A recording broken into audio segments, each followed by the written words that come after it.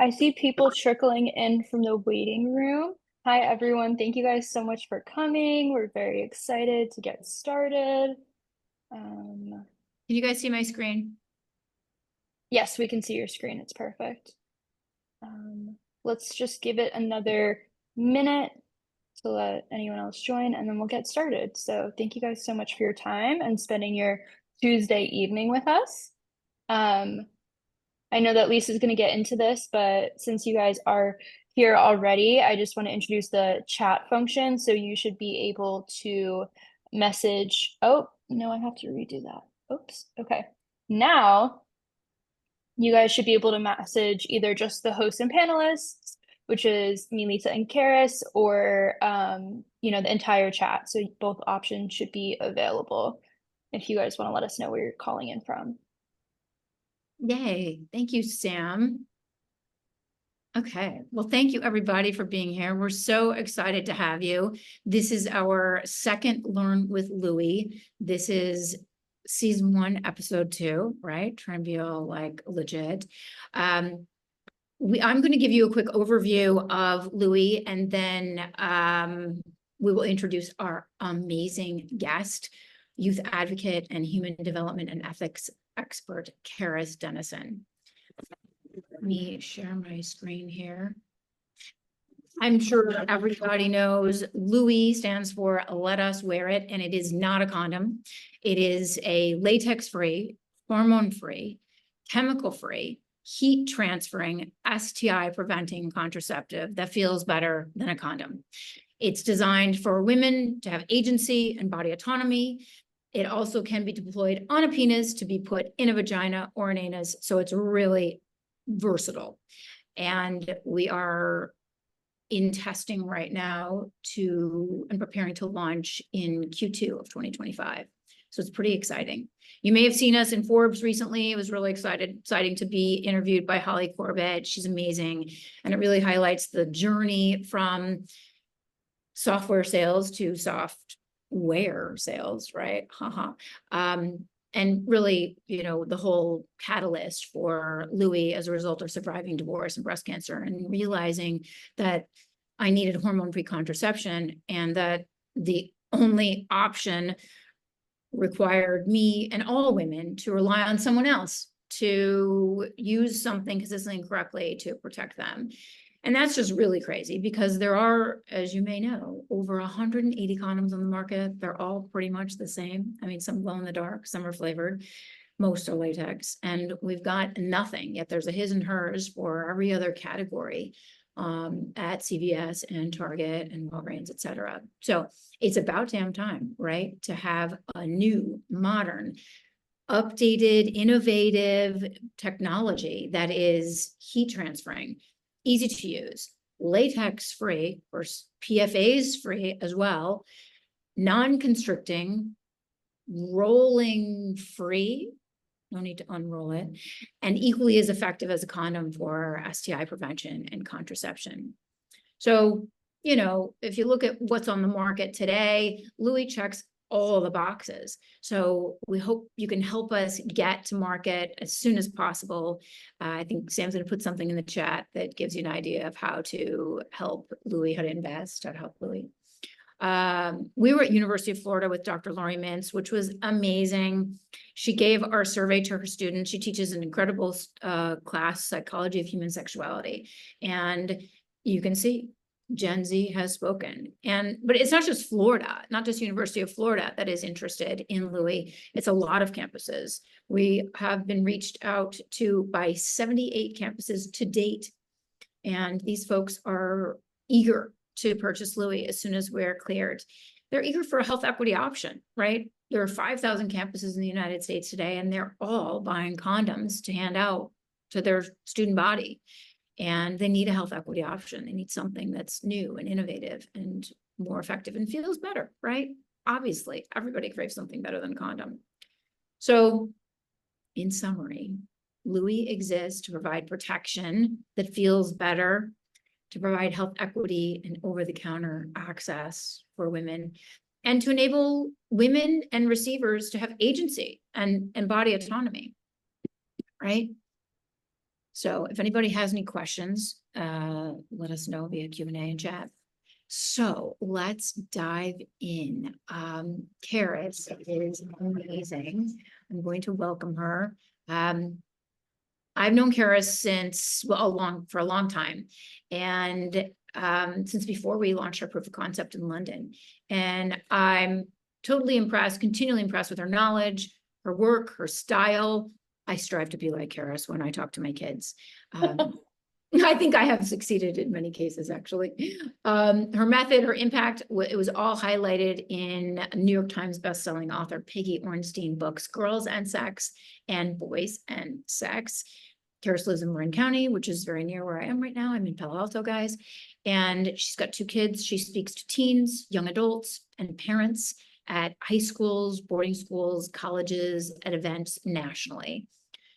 Charis says her whole job, and I love this, is to help young adults make as many decisions as possible that end in joy and honor rather than regret, guilt, and shame. So welcome, Charis. Thank you for being here today. I'm super honored. Glad to be here. Thanks. Oh, awesome. I have a few questions that I'm here to ask you, and I think we can just, move along and see where this conversation takes us. One of the things that is so amazing is that so many of these 20-somethings reach out to you after they've experienced your program, maybe when they were 15 or 14 or 16, and they share with you how impactful that experience was for them, not just to make better sexual decisions, but for all decisions in their lives. And I think that's just so incredible. So maybe share a little bit about that with us. Well, the nutshell, I'm pretty passionate about this, is that young people are just, they're just starving for a place to have a chance to feel safe, seen, and significant, which is the basis of my curriculum, right? And I think the reason that we connect so much is the whole overarching message of my curriculum is that is resisting the setup, and that our culture sets up kids, especially hitting around puberty through college, to either not have the space to find agency that they were taught when they were really little. The language should be the same, like what they want, what they need, what feels safe, what makes them feel seen, what makes them feel significant. And then we sort of drop the ball, which is about us. It's about our culture, not them. So when I come in and they realize that my only agenda is no agenda, it is crazy. So I have a number that teens can text or call 24 hours a day, which if you've read Peggy's book or seen any of my TED Talk stuff, some people find controversial. And I've never had a teen, I've had adults abuse it, but I've never had a teen, I've never had a prank call, I've never had an unthoughtful call. They're just starving to be seen, and I just don't have an agenda. And I think what they see is that I'm considered one of the most radical sex educators in the country, and that just cracks me up, Lisa. And then when I try to figure out why, I figured out that I think it's because when young people ask me a question, I answer it. And I think that is radical. Sadly, it's and I didn't lie in bed when I was 10 and say, someday I'm going to be a sex educator. Like, but I did decide I wanted to work with young people, and I was teaching English, and I just realized there was a miss. And so you can't love young people and want to show up for them and have them feel safe, seen, and significant without being, at least there are a few other topics I teach, but you need to have sex included in that. But young people know that there is no judgment. What I call is radical compassion, and I am a guardian of shame. Mm-hmm. Nice. Okay. I love that. So one of the things that is so incredible that you say, this analogy that you make is, a kid wouldn't show up to a classroom and say, for an essay exam and say, oh, what's this exam on? What book is this that we're supposed to read? And yet these kids, there's no place, just as what you're saying, there's no place to practice what to do when you go to a party, when some young man's or young man's hand is on your body and you're not sure what to do. And I think that's so incredible. They all know, okay, this is the book I have to read in order to take this test at school. But then when they go to a party, none of those assertiveness skills are practiced. Right. And so I guess how do you help parents help kids find that assertive muscle? Right. I think, and I mean, and And that's practice exactly, it, I guess. yeah. I love that being an English teacher first, I just, I did a lot of outdoor ed, I did a lot of coaching, and there you even get to practice. You have to practice something over and over again to become proficient. And again, I teach neurobiology because I'm also a drug educator, and I teach about the brain, and you need to myelinate, meaning you have to insulate that activity. The brain gets better at what it does often.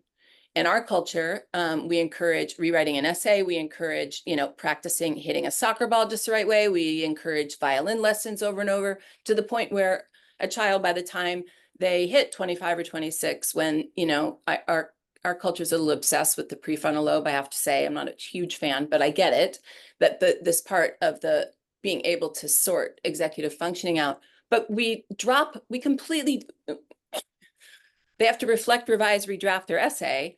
But I have so many, there's no space for them, because our culture is just like, good luck with that. And so I have so many of them coming to me and say, in my classroom, whether they're in middle, high school, or college or beyond, and say, yeah, I'm going to this party on Friday. I just hope it doesn't suck. And I'm like, okay, so let's look at what does sucking look like for you? Because, if a young person decides they don't want anyone to touch their body until, forever, they need the language and celebration and agency for that. And as a sex educator, I uphold that. And if I have somebody who just, like, I don't know, had a sexual experience at recess at high school, and they're coming in, they need to be held up. So I just feel like we dropped the ball. And when I say, what would like a really sucky situation look like, they don't have the language. And then of course we blame teenagers. They're like, yeah, they just don't have their act together. But it's like, they don't, where do they get? I have to push them, and we have to work backwards, which is where the regret, guilt, and shame comes from. Like, okay, so what have you seen at parties before? Like you brought up the example, like this girl who's like, oh, she's the head of the debate team, and she's like captain of the soccer team, and she has a 4.0, and she corrects the teacher all the time. And I saw her at a party last Friday, and she had this like dude, whether she was straight or bi, but in this example, she had like some dude's hand on her leg, and it was like she had duct tape over her mouth. She couldn't say anything. And I'll be talking to the student, and they're like, I watched this happen. And I was like, what? And that's the setup. Like that young person feels like they're assertive because we've taught them they are, and they're going to go to a great college, and they're going to be successful. But you know what? They're not. They're going to go to college, and they're going to feel ashamed that they can't speak up or name what's uncomfortable when it matters. Right. So that's when I say, let's back up from what sucks. And it's like, well, it would suck if I go to a party and I either want someone to touch my leg or don't, and I don't even know how to make that happen. So I'm like, okay. So pre-living it, I guess, is what you're saying. The way parents can help the kids is to pre-live. Help me understand what you're going to experience. What would make tonight really great? What would make it really bad? Those kind of things. And I would even listen to them. Yeah. And I would stay away, Lisa, from words like, and again, everyone can do it differently, but what I found, I've been having these conversations for 30 years. I'm like in Groundhog Day, a beautiful one, but same conversation for 30 years, to stay away from bad or good, but like what serves you and what doesn't serve you. Okay. But yeah, and I think what young people like so much is what we can bond on is what doesn't feel fair. So as a parent, they're so ready to feel, I mean, they are graded and evaluated and facilitated all day long. They don't even know what they feel and think sometimes, because it's like, what am I supposed to say right now? What am I supposed to feel? And young female identifying women, our boys feel this in a different way, but our girls are just so rewarded for just, how do I make this situation look good? Oh, this guy's seen a lot of porn. How do I perform? They don't know what they feel or think. So if we can if we can join them in this conversation and not saying like, what do you need to know, but what's not fair, and join them in that. And Okay. something is that about knowing, like, let's say we did reflect on what you wanted the evening to go like. Let's name the setup. Like if a female identifying young woman says, I really want to go to this party and I want to hook up. And I say, okay, so how do you have the language where you can be assertive and be clear about that, of what you feel, what you think, and what you want, which is feel, think, act. If she were to do that, Feel, think, act, and then what does that hookup look like? What would it look because like? I feel like, there's so many kids that they, just as you say, that they go too far. It gets some momentum and they didn't want that. And then the next day it's all this guilt and shame and regret. And so, hooking up, doesn't have to go all the way, right? I guess, how do we help them think Right. about that? I Right. think that's what has to happen before they're in that situation. So maybe as parents, it's maybe a little uncomfortable if our kids are like 12 or 13, but what are like the top 2 questions to ask them to get them to think like how you're wanting them to think?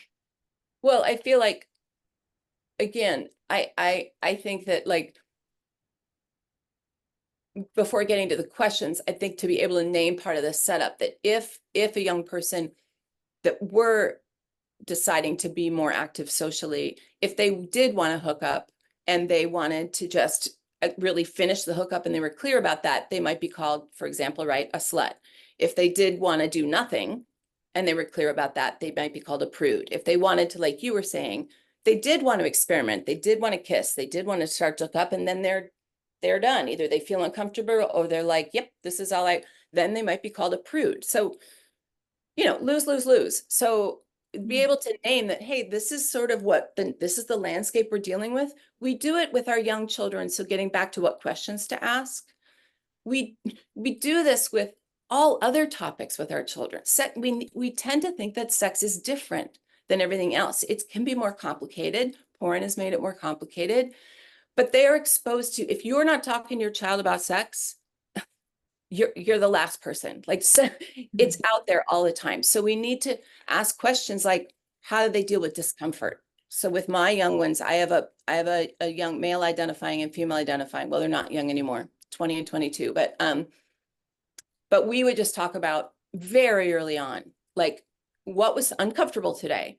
What made you do something where you felt pride or honor, or whatever language, and what did you do today that you regretted? And then we talk about, oh, what part of that did you not have any control over, and how could you revise that with love, so that early on, if you have a male identifying child, it's like, oh, this one person told me to stop doing something and everyone was laughing, so I kept going. You love them for naming that, because later that is going to be a consent issue that could be loaded for your male identifying child. Or a girl is like, your 6-year-old, and I'm hoping people are out there that are like, I have a really stand up 6, 7, 8-year-old, 9-year-old who can be like, I'm going to slide right now. This is my body, back up. It's my turn. She's the same girl who I'll see at middle school, and I'm going to teach a class, and I'll see her bump into a pole and apologize to the pole. Like, that's how we condition, so that we just give them this, like, hey, this is going to be challenging, so that when sex comes up, when they name it, they're not the problem, but we're there to help them with the problem or just the challenge. So I guess then we make it more challenging, and the goal is just to be talking about sex as if it's our phone case or something. It's just really part of life, and it's part of maturation, and they're gonna come in contact with it, and it's just matter of fact. And then give them that space, and then to say if something were to be uncomfortable in a hookup environment, what would it look like? How can I help you with that? Yeah. Is it as simple as that? And it doesn't have to be us. And it isn't, you're a mom and you're good at this. And there's so many people out there. Our culture keeps telling us parents how we're not good at parenting. So it's hilarious. I'm writing a book, but there's so many books out there that are just all they do is make me feel like I don't know what I'm doing, when I think I'm doing a pretty good job. But I feel like it's not, like you say, it hopefully is as comfortable, not as comfortable, but almost as comfortable to talk about as a phone case. But it also is very precious. So how do you hold that? That again, sex is like a lot of other things where, you know, it's like about being in nature. It's about a conversation with a friend. It's like, oh, it's like super simple, but wait, it could mean a whole like, so that idea of reverence and that sexuality is, it's like I teach social justice, and you can't teach social justice without being a sex educator, because sex education is intimate justice, right? So you're just really teaching them that A, this is totally approachable, but B, your body and your agency and your permission to not only take up space, but to ask questions while you're in it, because our culture has made like sex everywhere and nowhere at the same time, you know? No, and that's why LUWI is just like, so it's just, that's the game changer as far as young women being able to like, they're just so conditioned to not take up space. So whether you choose to use LUWI or not, it is revolutionary that, you know, whatever's on the market is what sadly our culture with social media values. So if there's like, you know, God, there's so many condoms. There's some, but there's so Right. much stuff It's about boys. crazy, isn't it? I mean, I do worry that Amazing. that is teaching these young women that are just for the first time going to the condom aisle that, wow, their health, their sexual pleasure is so unimportant, because what do we have? Yeast infection medicine opposite the options for men, all these options for men, all these different brands, you know, super size and super thin and super ribbed and super lubed, you know, oh my gosh, all about them. It's And all so catered. I feel like that is almost kind of like porn too. Most of the porn is all about what's good for the man. And so for those of us that have daughters, how do we, I mean, this is their world that they're in. So how do we help them think about that and be in a better position to make a really good choice that is aligned with how they feel in that moment? Yeah. Yeah. Yeah, that is, sorry, can I jump in real quick with one Go of the ahead, Sam. questions that Sam, don't are apologize for saying something smart. You're so sweet, Karis. Thank you. And you're right. So this question is, you know, kind of connected to what you guys were talking about earlier about how it's important for people to kind of think through what they're comfortable with ahead of time so that they're a little, you know, not only that they've thought about what they're comfortable with, but they can kind of rehearse like, okay, what do I say if my comfort line is crossed? Like having that reaction or response ready as you would practice writing an essay or you'd practice with all those other responses. The question in the chat is, do you think it's problematic that the term hookup is ambiguous? Mm, that's Like, such, yeah, that's such an intelligent question. And I think part of the beauty is that it is ambiguous, because before our culture, when they've said sex, it implied intercourse, which was heteronormative. It was like that there was so much language is very problematic around sex. I think that when people, you know, it's very common when I speak or teach around the country, and is that hookups can be, you know, it serves, it serves young people and doesn't serve them in different ways, right? So I think that the ambiguity I find is helpful in that. Here's what's great to me in social justice, intimate justice, is a hookup for the first time, especially with dating apps.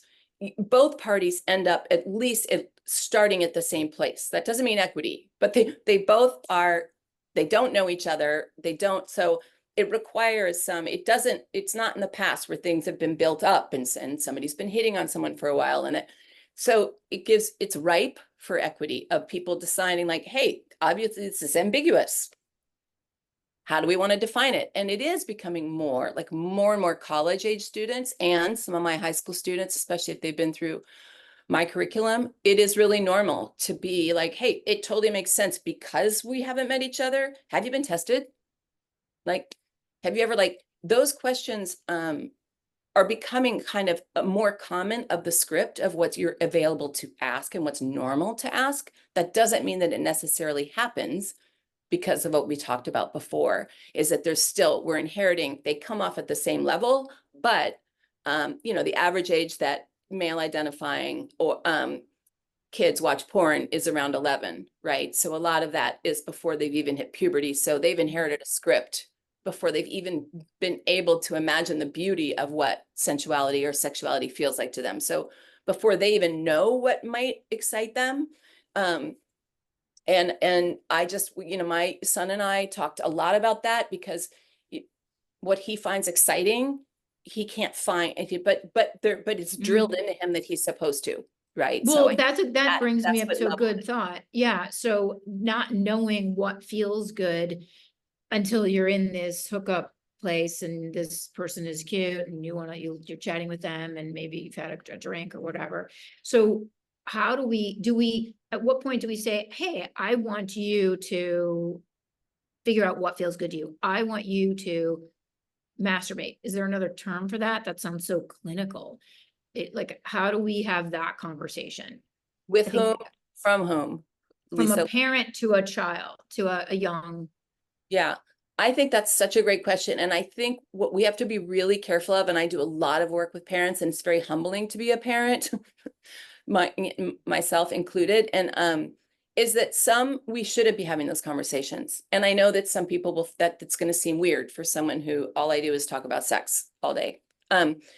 But some parents don't honor the relationship you have with your child, right? So if you don't normally talk to your child or are comfortable talking to your child about things, like, then you're not going to be able, it's not going to be effective. So that's fine. What you do is you find people in your community that your child might talk to that reflect your same values, that you hope will say the same. And then you just tell them what to say, and then they say it. And then your kid's like, oh my God, this person, like Aunt so-and-so, or sure, I met Shirley. Yeah, trusted third party. Yeah, Super smart things. Cause it's not, it just gives us, we haven't earned that power. We're not supposed to have this much power.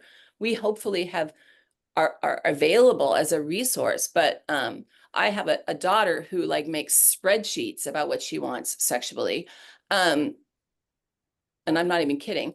And we're going to Good Vibrations this Saturday, and she has like a, you know, summa cum laude, which pisses her off because I call it some cum loudly, which as a teacher really pisses her off, and she doesn't think it's funny. And I think it's funny every time. But anyway, my son will talk about the colors that he feels when he kisses his, like, he's just Yeah, they're it's very so different. Yeah, you have to parent different and my kids different daughter, ways. yeah. And so we don't have to be the person for our child, but we do need to absolutely normalize that Yeah, they would ask those questions. And there are actually finally some good books out there. So literally, I used to just throw books, and of friends of mine who have kids who are just not, their kids aren't interested in having that conversation with them, or college students I know that know younger people. but don't you think, Charis, we have to be that counterbalance, because porn is so evident. The media out there is social media is so blatant. I mean, the sex ed is most often kind of bad, Well, if at all medically accurate. So we have to be there. You know what? There's a question in the chat. I want to hear your thoughts on this. There is a person that says that their older daughter figured out how to masturbate when she was 6, so she's now 8, and she shared about it. And the mom said that she said, okay, you can do this in private places.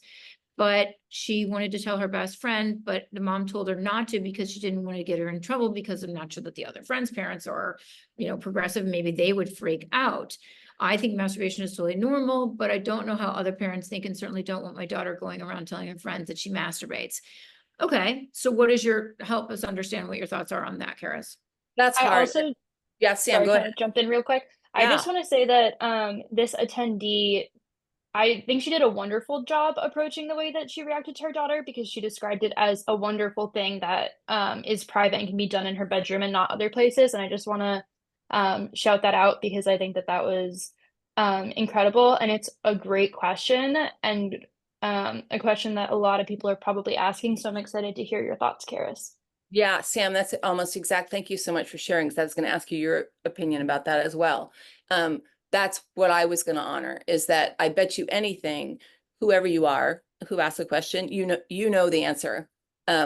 that is like your instinct is spot on. And the idea of using the word beautiful, and the idea of discovering parts of your body that make you feel good, and that the privacy isn't a shame thing. The privacy is that there are places that we find things for ourselves, that it's our space to share for ourselves.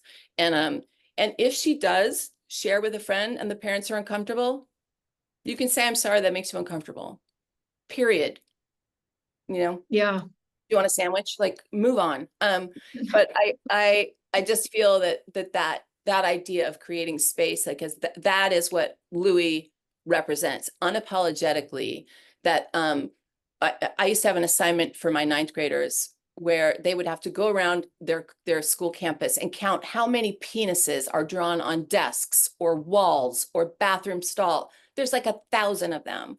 And you don't find a single vulva or like, and that's what we want our young people. And the amount, I'm sitting in my room right now where I have a space that I meet with teens and college students and middle schoolers. And there are so many diagrams of vulvas and just a clitoris and of these, and often very quiet girls that are just like, I'm just so grateful to know that there's an image that exists, because all I see are penises. And so the idea of touching themselves is beautiful. And I was featured in Ms. Magazine at one point because I wasn't allowed to use the word clitoris and that was back, our country makes whatever I teach either illegal, then mandated, but then mandated with restrictions, and then illegal again, and then required. And now it's illegal again. But it's just so, oh my gosh, it's just very, very overwhelming. But I love that question. It's just how can we normalize everything else we teach our young people about their body and what they think is important? Here's another question in the chat, Charis. This woman has a 10-year-old, and the 10-year-old said, "What's 69?" in front of the other boy in the car. How should, and then that woman said, "You can ask your mom about that," and then came back to it wanted to come back to it with her son and didn't. How should she approach that? She's wanting to. So because I want to honor her question and her bravery in asking that question, because those questions come up a lot and we often just pretend they didn't happen, which is why products like LUWI don't exist, because we just pretend there is no. So if I'm understanding, the friend asked her son the question. Her 10-year-old asked his friend while the mom was driving the car, "What's 69? Do you know what 69 is?" And so I think that's such a great example of, and what's so funny about 69 is if you're actually in my line of work, no one really likes 69, which is such a metaphor. It's such a metaphor for porn and performative stuff and trying to make something like most people don't like to multitask anyway. So I mean, 69 is like exactly. And a lot of people aren't very good at it. And, so it's really great to bring up. And I actually had, because my son came home when he was like 10 from his family life thing. And I was like, "Hey, did you learn anything new?" And he's like, "I did actually." And I was like, "Wow, really? What'd you learn?" And he said, "Well, I learned that most people don't throw the word clitoris around at 10 years old." And I was like, I did fail you on that one. Like I should have given you the heads up. Although that's okay.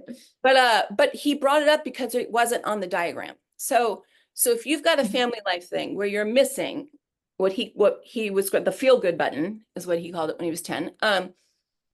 Like if you don't see that, but you're asking questions of what 69 is, it's again, it doesn't have to be about sex, but you can say, oh, it's a position that people who, depending upon how much you've had conversations about sex, for people that are having sex where somebody is like touching someone's vagina and someone else is touching someone's penis at the same time. And you know what? A lot of people see it, and it's actually in porn a lot. And actually it doesn't usually most people don't feel like it feels very good to people, but people love to talk about it because it makes it seem, I just put it in a larger context, if that makes sense. Okay. That sounds good. I had a question here. It isn't in the chat. I know Sam's going through the chat, but I think the goal for all of us, I mean, a lot of my mom friends say, you know, I want my kid to say, I am comfortable talking to my mom about sex. And I think that's what we all want. We want to be in that place where our daughter and our sons come to us and share and are comfortable asking questions and are comfortable talking about sex. I mean, that's just the bottom line. So how do we, I guess I'm looking for the easy first step. And I know that it sounds like this is a continuum. This is a journey. This is the more that we make all subjects easy to talk with our kids, then this is just another thing. Exactly. And I think that's a wonderful thing. What about somebody that, for whatever reason, things haven't been so easy, family dynamics, I don't know, whatever. How do they broach that? What's the best way? I guess it would be the question. Yeah. And I know that as a parent, when I go to workshops, I hate vague. I can give you lots of vague because there's lots of ambiguity. We can talk about this. One specific thing I can say is have it be part of a list of just naming things that are confusing. Like that I especially like post-COVID, it's like things are so confusing right now. It's really hard to be out there. And if you're smart and you're paying attention, it's really hard. And if people are comfortable saying porn has made it very much more confusing. So I'm here. I'm absolutely here. I'm wondering what's confusing for you. Punctuation is very important. Once your child becomes 12, between 12 and like 19 or 20, adult punctuation is key. Exclamation points are obnoxious. I just want the best for you. It's like, I just live with teenagers 24 hours a day. Punctuation, it can be condescending. Periods, condescending, depending on how they're used. Question marks are great. Like, wow, if I were I would just be really confused around the whole idea of sexuality. I'm wondering what's confusing for you. Notice it's a question, but there's also a period. It's not, that child doesn't have to respond to what I just said. I'm not saying that's awesome. I I'm love not that, saying Charis. what's confusing for you. I'm saying, wow, I just wonder what would be confusing for you, because it would be really confusing. I'm just always here anytime you are, because man, it'd be hard. And then really, if you have someone who doesn't share a lot, you'd use the little bird thing. Like the biggest thing is like, if you don't, when you get a window and your child asks you a question, answer that one question. Don't be like, oh my God, finally. And then you're like, and let me tell you all about the clitoris. Like, you just answer that one question. Don't do that. Okay. Or you say, they're in the car and they're with their friends, so they could be posturing and they're like, oh, I heard so-and-so gave somebody a blowjob. Like, Mom, did you hear that? And your answer, you know what your answer is? Huh. Are you guys hungry? Okay, right now you've just told your children, A, what you've just said isn't shameful. B, it's absolutely fine in our dynamic. And B, you can bring it up again and it won't be a big deal. Or if they're alone, you answer the one question. A blowjob is blank. Done. Are you hungry? Nice. Wow, that's excellent. Yeah, Wait, Charis, I just tell had us to more. unmute myself and join. Charis, tell us how you, one of the things I've heard you talk about is what do kids want to hear more of from us? And what you just said was great. Those questions, it must be really tough for you. I'm here. What more do they want to hear from us? Nothing. I mean, they just want to feel that they're okay. Again, safe, seen, significant. And look at each of your children. My children are so different from one another. They adore each other, but it's like parenting on two different planets. Each of them need completely different things. And so for me to not be institutionalized, I have to keep certain mantras. One is what makes each one of them feel safe, seen, and significant. And they're completely different things. So I practice and the other one is I have something posted on my bathroom mirror, which I'm not usually one of those people, but I mean, face it, things are hard right now. One is when you're about to say something, does what I'm about to say need to be said? Number two, does what I'm about to say need to be said right now? Number three, does what I'm about to say need to be said right now by me? And in doing that, you're honoring your child, because it's usually anything that comes out of our mouth, especially around sex, it's not about your child. It's about you. And we just got to own that. And it's not about us. We love them. And if we want the best for them, the landscape is different. And in some ways, it's exactly the same. And it's our job to figure out what the differences are and then speak when it matters and shut up when it doesn't. I love talking about 69. That's awesome. I have Sam, like what was your so many more question? thoughts. I just like had to jump in. There's just so many things running through my head right now. Like I'm like I feel like I'm transported back to the moment where I was in 8th grade and I was on a plane with my best friend and with her mom, who's chaperoning a class trip, and we had just like touched down, so phones went back on, and my best friend's mom has a voicemail that's like, hey, like I just want to let you know that your son was educating everyone, your 10-year-old son was educating everyone on sex. And her response was like, okay, like was he correct? Like was it Good for accurate? her. And that was just like such like a pivotal moment for me, because there was no shade there. It was just like, yeah, like they're in 5th grade. Like he's probably doing you guys a favor. Like, why are you calling me about it? Did he get something wrong? And that was just like the best. I was like, yeah, like I love that she didn't feed into like that this was shameful or wrong to talk about. Well, the Yeah. fact you And remember that, Sam, is so beautiful. oh, we still like talk about that. I was like, that was the best response that you. I was like, remember that time where your son was telling everyone about sex, and she's like, yeah, like we just I had a similar situation too. I think the whole thing is like not raising the eyebrows, just as you're saying, Charis. Right. No exclamation points, off limits. I gotta make sure my eyebrows don't go up. Like, oh my God. No, no, no. I think My daughter recently told me that a childhood friend of ours, he showed his penis to her when she was 6 and asked her to touch it. And oh my God, everything in me wanted to say, oh my God, why didn't you tell me? And I said, wow, that was really interesting. And I was fighting all of it. And here she was just elaborating and going on. And she just went through and she said, yeah, he was so ridiculous. I wasn't interested at all. And I thought, wow, I somehow did something right. But meanwhile, everything inside me wanted to be with eyebrows raised and saying, Yeah. oh my gosh, I'm sorry I wasn't there for you. I need to do something. I need to put this kid in his place. Like, no. Yep. It was okay. It's just that, yeah, I was in the car once with my son and he was like 6 or 7. And I don't really do the talk. So again, like whenever he would ask a question, I would answer it, but I think he'd overheard things because our house was full of teenage students. And when I would think he was at bedtime, maybe he wasn't, but he had a play date and there was a condom in the wrapper on the floor of my car coming back from a sex ed workshop at a high school. And the boy, they were 6 or 7, but they were still in the, they're not car seat, they're sort of car seats, but they were that young. And he picked it up and wanted to open it up. Yes, thank you, Sam.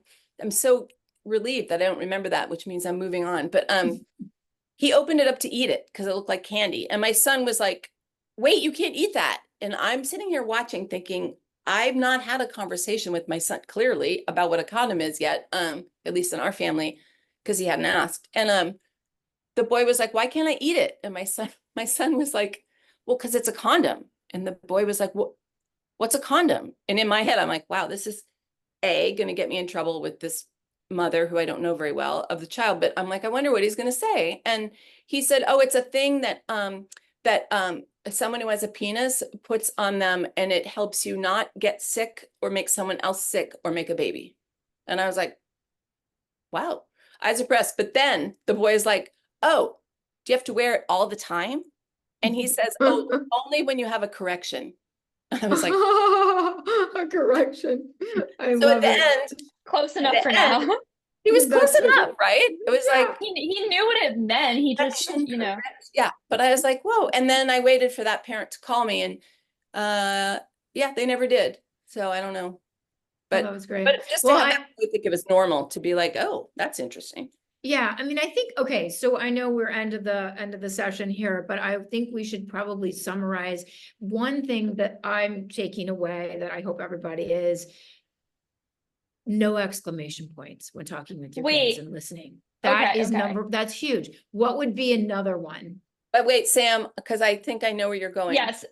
Are you, I'm interested to see if where I'm going, you agree with. Is the no exclamation mark point thing like something that you just feel in general is overused? Because, oh, okay, okay. No, you Because finish what you're saying, because I think it's important. I immediately was like, every email I ever send like has an exclamation mark. And I feel like that's something that I almost have to do as a woman to feel like I'm not coming across as too aggressive and that I'm like cheerful and friendly. And like it's so interesting to hear like it's maybe being received as screaming or, you Oh, know, it will be. for okay, that's a But really good note because I internally feel like if I don't use it, then I'm coming across like too aggressive or in a mood or something like that. And I don't think that this is something that men struggle with in the same way that I feel that pressure, but I'd love to hear your thoughts because I don't know whether to defend the exclamation mark or to be critical of the fact that I feel the pressure to use it so much. I mean, Lisa gets emails from me like every day, so I'm so excited to hear about how yeah, it's but been you coming too. across. I know we have to close, but I think, like, again, this is why I love being a sex educator, because it isn't about sex, that because you and Lisa have a relationship. And the exclamation point I meant is that it's when I consult with schools and adults on curriculum, like it's so insulting to have flyers be like, come learn how hard it is to navigate being a teen today. And I'm like, why are you shouting at teenagers when you don't have any freaking idea? It's like, put a question like, how hard is it to be a teen these days? Come and discuss. Like I'm talking about. Yeah, it was specific to teen But Sam's parent. point is like Yeah. spot on, is because we have to use exclamation, we have to be enthusiastic otherwise. But on our boys, I mean, I'm a sexual assault advocate, but boy, do I love our boys. And they're equally set up, and we create a lot of danger when we don't educate our young male identifying boys. They're lonely and they come to me. Actually my largest population that I work with one-on-one, started a few years before COVID, maybe 4, are male identifying ages 14 to 24. Those are my boys. And I heard from like 6 today. And one literally just said, today it was raining where I live and the sun came out and I thought of you and it made me cry. I'm just so glad you're here. Like, that's how starving people are. And so, but back to Sam's point of what I had to learn about, like the 8th grader who ran into a pole and apologized. It's the automatic reward for being enthusiastic, but what's serving you and not serving you. Because you're smart. Sadly, Sam, you'd be much happier if you weren't intelligent. But if you're a smart female identifying person, it's gonna be hard. And so you just have to figure out, when does this serve me and when does it not, and use that, right?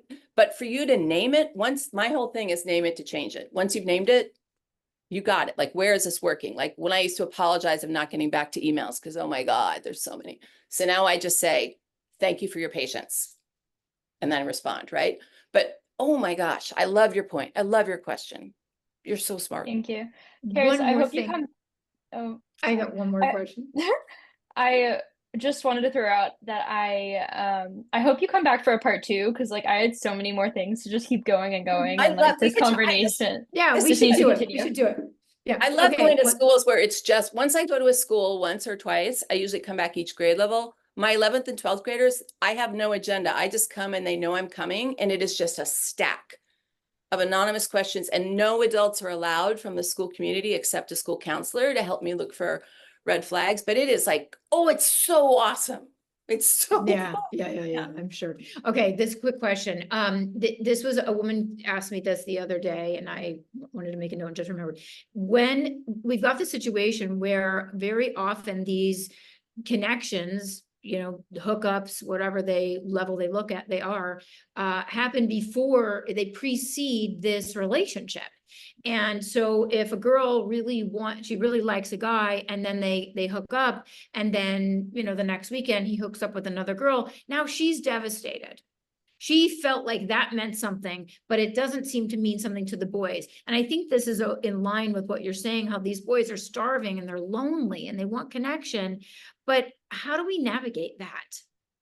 Well, I think first of all, we need to back up and question, is she devastated? I think that's part of the hookup culture, is that maybe that was her, like, if she's educated and loved and figured out, maybe that was what all she wanted. Like maybe she isn't devastated. And if she is, then it's navigating in a different way. But I also know a lot of boys who go and they want to continue, and the girl, like, so I think it goes back to what you're saying, is that it's the communication. But that's where I feel like, again, the reason that I believe so much in your product, Lisa, and I'm not trying to sound like an infomercial. I don't endorse. This is the first time I've endorsed actually ever a product. I'm just really, Cindy does that too. We're just really picky. Is that female identifying people go from subject to object 100 times a day in their story. 100 times a day, and a hookup is part of it, that they can own the idea they want to hook up. They can decide how they want it to go. They can decide, I want to have intercourse. The boy, in this case, let's say it's straight sex. The boy is like, I have a condom on. She can't be sure. Like, what if he takes it off halfway through? And because she doesn't know him yet, maybe she missed the cue. Like, so she is now run from subject to object, and it has been completely out of her control.